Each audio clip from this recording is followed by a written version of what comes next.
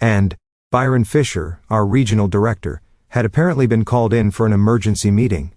The receptionist flagged me down before I could reach my desk. "Michael, they need you in conference room B immediately." I gathered my notebook and walked into what was clearly a full-scale crisis situation. Besides Richard, Austin, and Byron, there were two people I didn't recognize, probably executives from corporate headquarters. "Michael," Byron said with obvious relief. "Thank God you're here. We've got a serious situation with Granite Industries." "What's the specific issue?"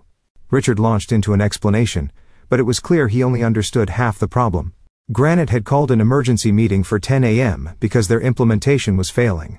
Austin took notes frantically, but kept asking basic questions that showed he had no understanding of our systems. "Their entire fourth quarter rollout is at risk," one of the corporate executives said. "They're threatening to pull the contract if we can't resolve this today."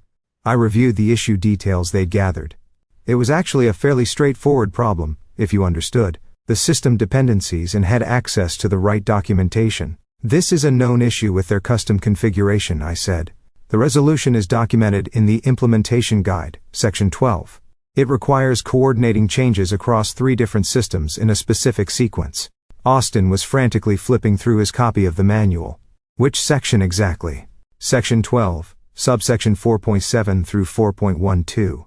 The process takes about 3 hours if you follow the step-by-step procedures." Byron leaned forward. "Can you handle this immediately?" I checked my watch. "I have the quarterly compliance review scheduled at 11 a.m. That's due to federal regulators by end of day, so it can't be rescheduled." "The compliance review can wait," Richard said quickly. "Granite is more critical." "I understand Granite is important," I replied. "However, missing the regulatory deadline results in automatic penalties and potential license suspension. That would affect all our clients, not just Granite."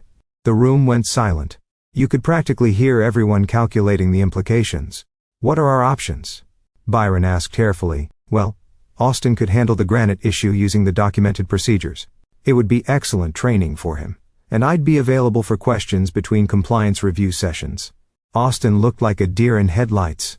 I don't think I'm ready for something this critical." "The documentation is very detailed," I said encouragingly. "Everything is laid out step by step. This is exactly the kind of hands-on experience you'll need in your new role." Richard's face was getting red. "Michael, we need you to fix this personally." "I'm happy to take point on Granite," I said. "If you'd like me to reschedule the compliance review. But I want to be clear about the regulatory implications." Byron held up a hand. "Let's think this through. What would it take to handle both?" I considered the timeline. The compliance review is scheduled in 2-hour blocks.